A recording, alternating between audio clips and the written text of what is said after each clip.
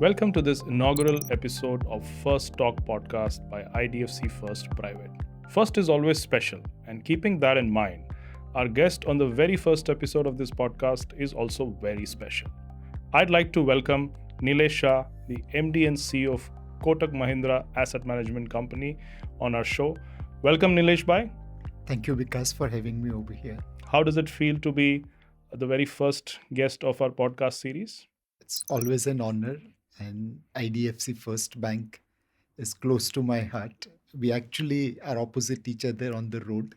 Nilesh Shah has been a strong proponent and believer of this great India story. And we are going to talk to Nilesh Bhai on a variety of subjects around this whole India phenomena. Are we good to start, Nilesh Bhai? Yes. Okay. The theme of today's discussion is the great India story. And I'd like to start with this one article I read in sometime in 2023, middle of last year, by one of the leading consulting firms, which headlined saying, "This is India's decade. The stars are aligned." I don't know about the stars, but what I want to ask you is that are we fundamentally, structurally prepared, to kind of be the center stage of global growth? Are we really prepared to kind of bear that burden of expectation that the world has from us? So we always had the potential, but rarely the performance. Today, if we see beginning of this century, we were incrementally contributing 2-3% of global real GDP. In some sense, दुनिया चलती थी, हम साथ में चलते थे. Now, our contribution has tripled almost to high single digit. And a day is not far away when we will contribute double digit. This is the journey of India becoming Dibba 2 engine of the global growth train. So undoubtedly, along with China and America, we are the engine of the global growth train. हम चलेंगे तो दुनिया चलेगी. Great. So Nilesh Bhai feels that the India story is for real and it is here to stay. Fantastic. With that, let's come to another subject, Nilesh Bhai, that you've been very passionately talking about, which is the taxation, the capital gain tax specifically. The recent changes in the whole capital gain tax regime with the long-term and short-term capital gain tax on equity going up, the indexation benefit on fixed income funds actually being removed. Do you think some of these changes, they really impact the attractiveness of India as an investment market globally and even domestically? So as an investor, people want stability. Stability in policies, including taxation. Now, government does have absolute right to revise taxation policies. But what we have promised earlier, we must honor. So any changes should be with prospective effect, not with retrospective effect. Today, undoubtedly, long-term capital gains are taxed at a lower level, 12.5% under the new proposal. But government must recognize what Acharya Vishnu Gupta Chanakya wrote in Arthashastra centuries ago. Taxes should be collected like honeybees collect honey from the flower. And I'm sure when Chanakya wrote about it, he had equity arbitrage fund in mind. Your customers are happy investing in equity arbitrage fund for short term because they get taxed at 15% earlier and now 20%. So they think we are getting concessional taxation rate. But when you look at STT paid by the fund, in our fund, which is the largest in the industry, we paid 18% of return as STT. Now it is 18 plus 15, 33% income to the government straight from the fund and investor. But I can only trade on one part of the market. There is always a counterparty to me. They also paid 18% because I traded. So it is 18 plus 18 plus 15. It's 51% taxation to government and customer is happily paying. I think our taxation should learn from the taxation of equity arbitrage fund. It brings more revenue to the government. It keeps taxpayer happy. And we are following what Chanakya wrote in Arthashastra centuries ago. Yeah.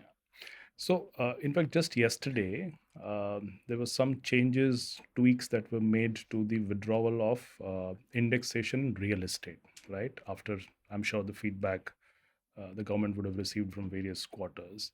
Do you think something similar could be possible in the changes that have been made in equity or even fixed income for that matter? So AMFI undoubtedly represented to the finance ministry via SEBI and directly for grandfathering of debt mutual fund taxation. What was proposed in March 23 within 1 year, government is taking back. We cannot debate with the government on revising taxation policy, but what you have promised must be honored. Unfortunately, real estate is far more emotional subject. Millions and millions of investors involved into it. Equity mutual funds have taken off, but debt mutual fund has actually been on the decline. Over last 10 years, debt as a percentage of bank deposits, debt mutual fund AUM as a percentage of bank deposits have declined significantly. So this is one product which we believe is appropriate for investors. Unfortunately, it hasn't received the grandfathering which it deserved. So, with the indexation uh, impacting real estate, the original proposal that came in the financial bill, do you think that would have made it a slightly more level playing field for, let's say, fixed income and other asset classes? And now, with the withdrawal of that or changes in that, do you think that level playing field is now a little compromised? So, at least in equity, there is a level playing field between most of the players, whether you do directly or via mutual fund. But on the debt, scales are tilted in favor of, let's say, new pension scheme or insurance up to 5 lakh rupee investment, or to some extent bank deposits. The limited point here is that our policies should guide towards right allocation. For example, every parent in my generation would have told their kids, beta, beti, PPF account khol do. Tax free interest, it can't be seized under any circumstances. And everyone just kept on investing in PPF. Government encouraged PPF investment with Section 80C limits earlier and making interest tax free. Now, what have we achieved? If for last 25 years you had invested 12,500 rupee a month, which was 1,50,000 a year, the principal investment will be about 37.5 lakh rupee. It would have grown to about 1.07 crore tax free. The same money invested in an average equity saving scheme with the same taxation advantage but taxability of return would have grown to about 4.4 crore. On a 37.5 lakh rupee investment over 25 years, the gap adjusted for tax would have been about 3 crore. How many Indians have 3 crore retirement kitty? One decision, ELSS over PPF, means you are down 3 crore. In a family, sometimes there is PPF account of mother, father, son, daughter. Between 4 families, you have taken out 12 crore of income or wealth. I think our policies should be geared towards encouraging investors for long term value creation. Because by the painful thing, in FY21 to FY23, markets have delivered fantastic return. What have we collected in mutual fund? 4 lakh crore. What direct equity, including bonds, debenture deposits, have got from household? 2 lakh crore. How much currency notes have gone up in this time period? 9 lakh crore. A currency note, there is a segment in India who believes कि घर पे अगर आप रुपये रखो तो double हो जाते हैं. Yeah. आज तक किसी ने देखा नहीं है, लेकिन बिलीव करते हैं लोग. 9 lakh crore went into an asset which is depreciating. It's like holding a piece of ice cube in a hot summer afternoon and hoping that it will not melt. But people didn't put money in equities. So we need a level playing field across financial product and encouragement for real wealth creation. Fantastic. I agree to that. Now, coming back to the original question, do these changes really impact India's attractiveness as a investment destination globally? So one investor very nicely told me, why fight something which is not in my control? You have increased taxation by 2.5%, so be it. I have to generate 50 basis point extra return. Utni research थोड़ी ज़्यादा कर लेंगे. The reality is that India today is delivering exceptionally good return and also shows exceptionally brilliant prospects. And hence, people will ignore it. But we do carry burden of expectation. So, talking about India as a investment destination globally, we can't not talk about Gift City, right? Gift City has been positioned, projected as a major financial hub in India. Do you really think that it is going to play a significant role in India's financial landscape going forward? And if yes, what are some of the special advantages that you see, in Gift City for Indian investors and for global investors investing in India? So, Gift City undoubtedly has made a good beginning. But this is a marathon, and we have to keep on running to maintain the lead. Unfortunately, in this marathon, Dubai, Singapore, Hong Kong are way ahead of us. So we'll have to run faster than them to catch up. Can Gift City truly impact India's financial landscape? Answer is undoubtedly yes. In this budget, there is a safe harbor clause provision. A lot of Indians and foreigners are managing money out of Singapore, Hong Kong, Dubai, London, New York for investment in India. We need this kind of comprehensive safe harbor clause so that all those people can come to India and manage money. There will be no loss to the government. In fact, there will be gain as those people develop financial investment management system in India. All those can be routed via Gift City as well. So we have made a good beginning, but we have a long distance to cover, and we have to run faster than offshore jurisdiction to make Gift City important part of India's financial ecosystem. Fortunately, there is a very good regulatory system. They are open for suggestion. They have created high-powered committees to advise them. And they are taking a lot of steps, which I believe will lay the good foundation for Gift City to take off. Great. I think the original idea of Gift City was to make India more accessible to the world, right? To make it a global financial hub.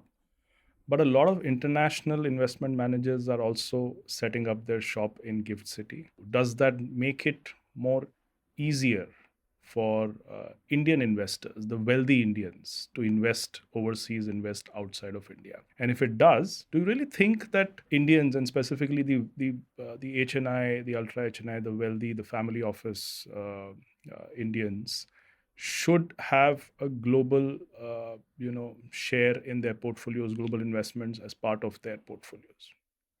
So undoubtedly, it makes sense to diversify. We have two solid neighbors on our east and west, and clearly there is a need for geographical diversification from that risk. Second, there are businesses which are not present in India. Those business models are only available offshore. Is there a Google equivalent in India? No. Is there an Apple equivalent in India? No. So if you want to take exposure to such businesses, you are only going to get in offshore. And Gift City is the perfect vehicle for taking money out as well as bringing money in. For non-resident Indians, coming via Gift City will be more tax productive. For Indian citizens, taking money out via Gift City will be more comprehensive. So my feeling is that it's a step in right direction, and every, let's say, middle income to HNI Indian investor should evaluate opportunities of investment outside.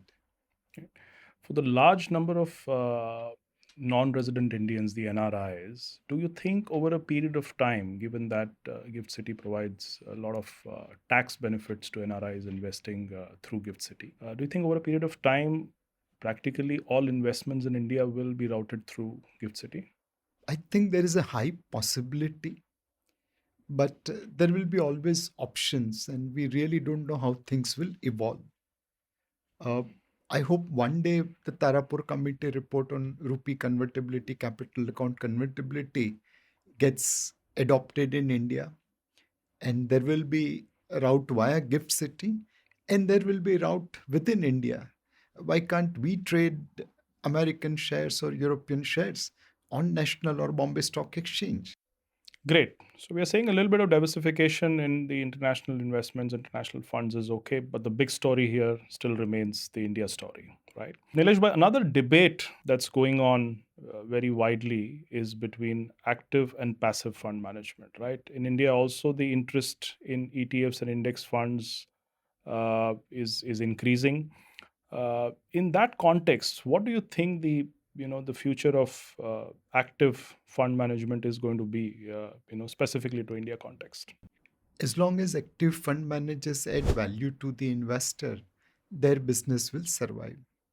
The day they are unable to outperform indices on a longer term basis, passive business will take off.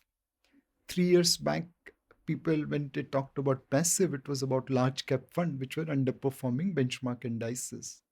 And now, with a broad based rally, every large cap fund has started outperforming benchmark indices.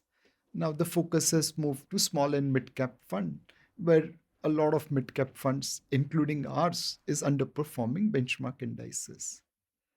But this is a rally which I call Amar Akbar Anthony rally. If you remember, because by in the 70s, that was the blockbuster entertainment movie. It was a story about three brothers who got separated. Amar is an upright police officer. Anthony Bai is Dil Ka Acha but taking shortcuts in life. In our market today, there are stocks like Amar Bai, good fundamentals, good valuation. And there are stocks like Anthony Bai. Businesses are good, but valuations are looking way expensive.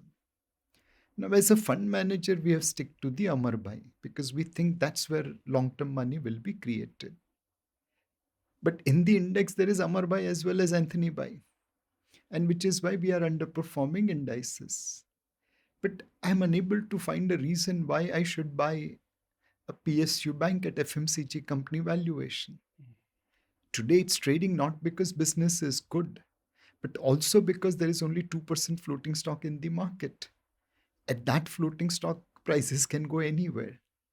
So it's important to understand why active funds are underperforming benchmark indices.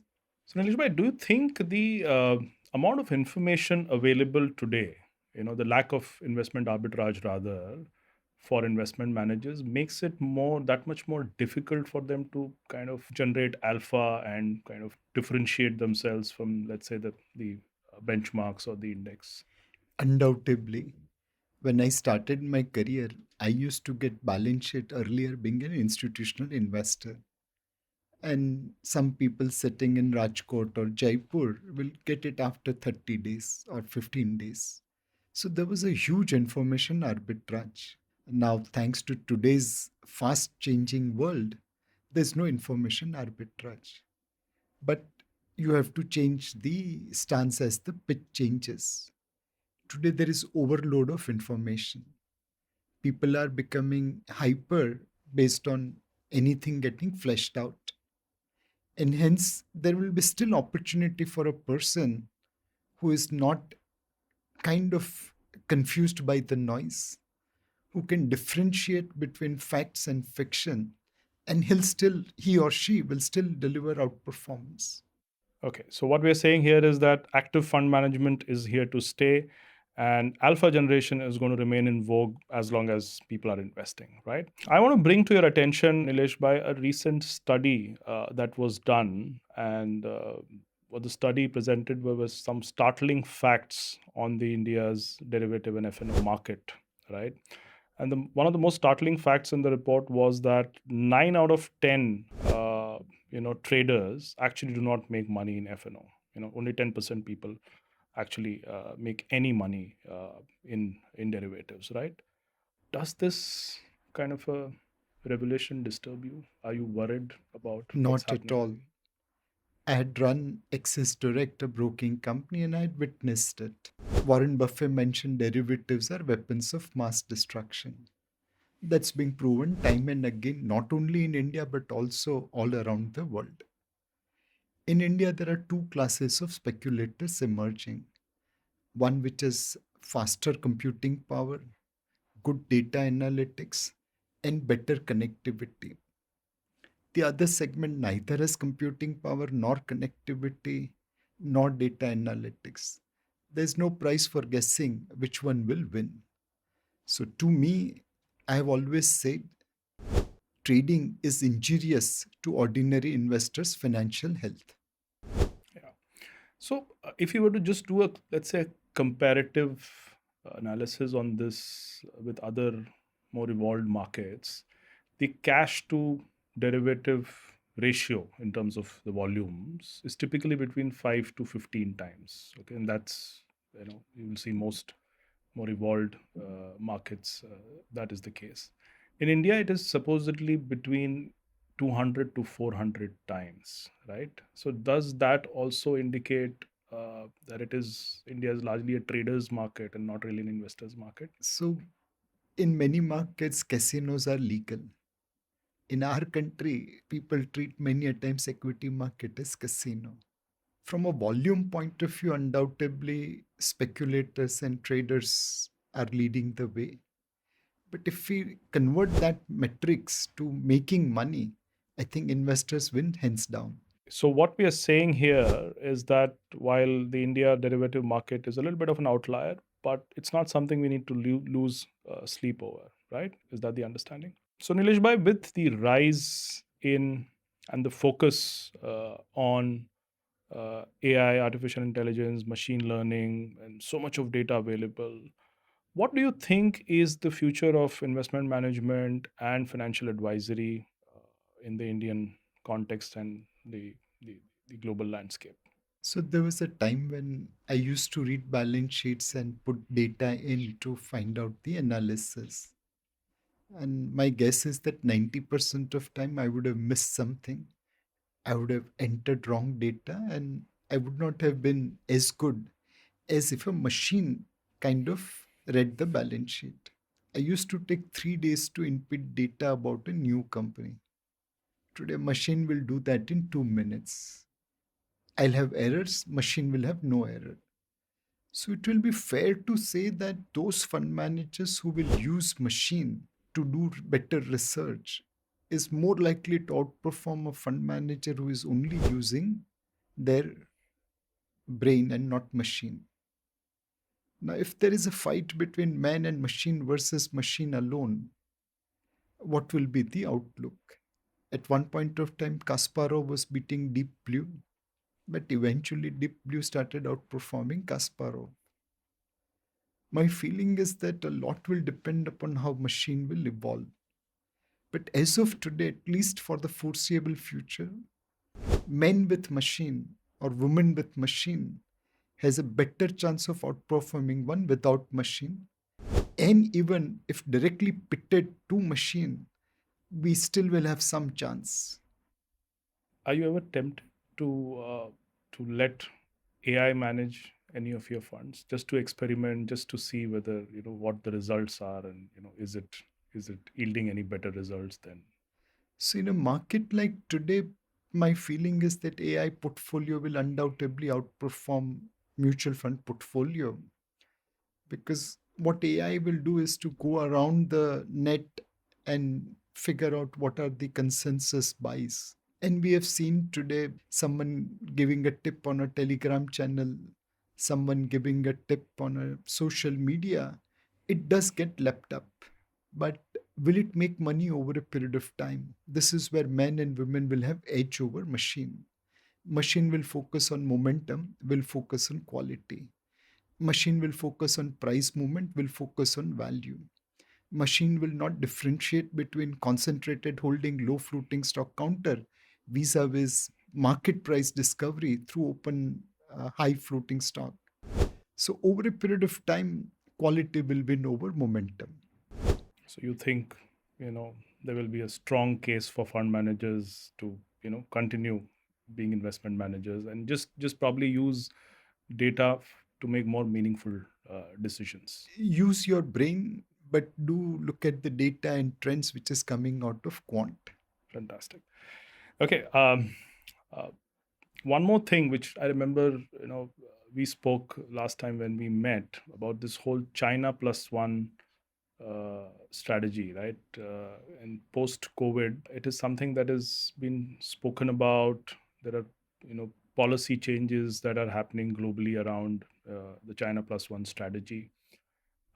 And India is supposedly or expectedly the beneficiary, one of the leading beneficiaries of this China plus one strategy.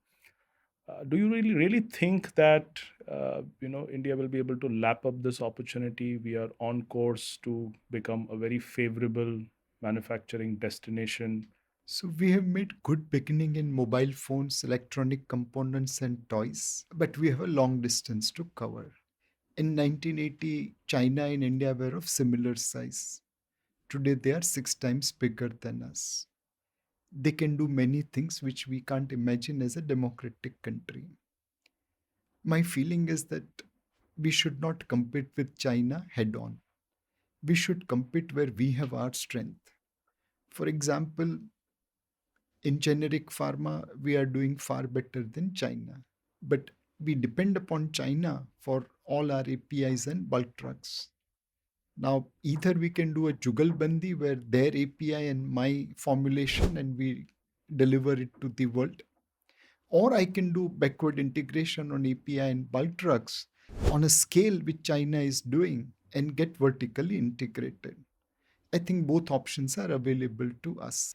The second thing which we should focus upon, where China probably is not as competitive, is precision engineering. If we read transcripts of Google and Apple and Tesla, they are all talking about robotics as the future.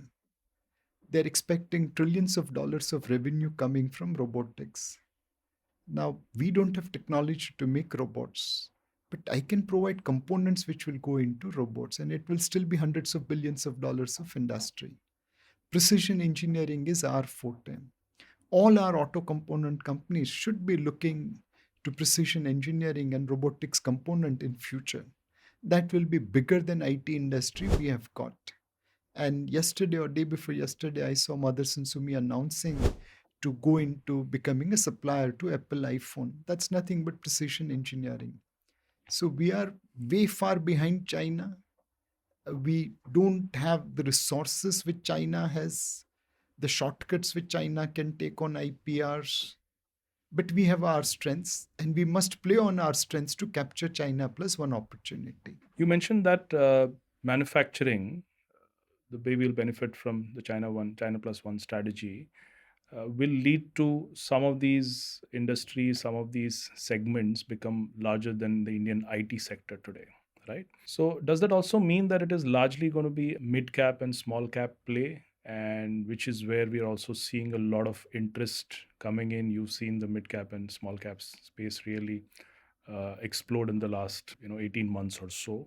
So do you think it's largely mid cap and large cap play that we will see happening over the next So few we years? are at a very, very interesting stage where on one side big is becoming bigger, on other side smalls are disrupting dinosaurs. For example, there was a time when Mumbai, Gujarati, Marwadi equal to stockbroking. Today, two of India's largest stockbroking companies are operating from Bangalore. On the other end, we have seen in airline business how there is concentration happening with two major players left. So I think there's no birthright to any company to win. It all depends upon, can you be a disruptor? Can you be a challenger? And my feeling is that across large, mid, and small, if you take things for granted and don't prepare for future, don't prepare for this disruption which is coming on a massive scale, you will go down. But if you're riding the wave of disruption, you have a birthright to success. So do you think PLI as a government policy is enough to kind of really power this explosive manufacturing growth that we are expecting in India, or do you think there is more policy change that's required to make it happen? There are multiple things required. PLI is just one ingredient. We have to reform our land acquisition laws. We have to reform our labor laws. We have to work in unison between central government, state government, and local government so that there is tremendous increase in ease of doing business. We have done many things. For example, infrastructure has been developed, capital market has been deepened, there's availability of funding if you have business idea. But the ease of doing business is a continuous journey. And apart from PLI, we'll have to continuously ensure that ease of doing business keeps on improving. One place where we have a lot of distance to cover is judicial delivery. Today, you know how cases are piling up in the court of law. Every foreigner wants arbitration outside of India because they believe arbitration in India will be time consuming. You cannot attract capital unless until there is rule of law, and rule of law gets established by quick delivery of justice. Justice delayed is justice denied. So we have a distance to cover on ease of doing business. Nilesh bhai, I'm always intrigued, to know who are the people who inspire leaders like you, right? So I would be very keen to understand and know who your role models, in your professional life have been. Who are the people who've inspired you to become a great professional and to become a great leader? So when I was very small kid, I read a story where Bhagwan Shri Krishna, was known for appreciating even smaller things in everyone. And somehow that remained with me, that if a Bhagwan also appreciates everything among people, small, small things among people, that means everyone has something good to offer. Keep on learning from everyone. Many years back, I had met a small kid, who was sitting in a corner, and someone introduced him saying that he's a good investor. And like, I'm a great fund manager, and who's this kid? I kept my ego under check and went to him, talked to him. And truly, he was a far learned person on certain stocks than I was. I learned from him that, okay, these are the stocks, this is how you should do research. And it came handy for my performance. So learn from everyone. Everyone has something to offer. Fantastic. So if Nilesh Shah was to put together all his capital market experience of 30 years together and give that one advice to uh, investors, people who invest, what would that advice be? So many years back, when I had lost all my money in 91, debacle, someone told me very nicely that बेटा दलाल street में लक्ष्मी पूजा साल में एक बार करते हैं, but Saraswati पूजा रोज करनी पड़ती है, तब जाके आप दिवाली के दिन पे खड़े रहेंगे लक्ष्मी पूजन के लिए. This is the market where, in order to please Lakshmi Mata, you have to praise Saraswati Mata every day. It's your knowledge which will be the differentiator. So constant Learn, learning and learn. is what, and with so much of information available today, we already spoke about it. I think there is it's never enough of Absolutely. learning that one will get, right? So great talking to you, Nilesh bhai. What we've put together is, we know there are some questions you will not give us very detailed answers, right? Knowing you for a very long time. So what we've done is we've thought of a small rapid fire round that we will do with you. The kind of questions that you will not want to kind of divulge too much of details. Probably, short, quick fire answers, right? So are you ready to shoot? Sure, Vikas. Yeah. So what is your favorite book on investing and why? Who's the author and why? So, समंदर पड़ा है, एक बाल्टी लेने से कोई मतलब नहीं है. Read everything. I have applied Mahabharat in market. I have applied One Up on Wall Street in market, and I have learned from Scam 92 also. So in knowledge, no shortcut. Keep on reading. But anything that, let's say, you've read recently which you would want to kind of, So that comes the at the top? Pulak Prasad's book on what I learned from Darwin is something which gives very nice analysis about Indian capital market. Okay. We asked about what advice would you like to give people, but I would want to know, what is the best piece of advice you've received ever, and why do you think that's the best piece of advice you've got? So there are multiple things which I have kept on receiving all throughout the year, but I was investing in one company which has done exceptionally well. And then as a fund manager, you were constantly in search of another bank. And then one day my senior told me that, why are you searching outside? This bank itself, doubles itself in 3 to 4 years in those days. I think that was a very good piece of advice. Many a times, ghar ki murgi dal barabar ho jati hai. We need to focus on what we have and what we have understood, rather than trying to find, is there a cheaper model available? One word that describes your own investing style. Price is what you pay, value is what you get. One word that describes your own leadership style. I'll say consensual. I'll try to carry people along with me. People's leader. Basically. Absolutely. How does Nilesh Shah unwind after work? Either there is cricket or there is movie. There is Bollywood. If you weren't in capital markets industry, what do you think would have been your alternate profession? Maybe I would have been working in a corporate. So when I got first rank in CA, in those days we used to receive offer letter from company. I went to a manufacturing company in Mumbai, and after clearing the interview, one of the senior person told me that, you should go and try your luck in financial market. This manufacturing company's job is good for you. You will do well here, but jump into the financial market. And that made all the change. So if not in financial market, maybe I would have been still in that manufacturing company. Knowing your love for Bollywood, I thought you'll say show business. But nevertheless, so if there was one skill that you don't possess today, and if you could learn it, what would that skill be? Programming. Today, when I want to analyze data, I don't know Python and I'm unable to use that. I would love to learn Python.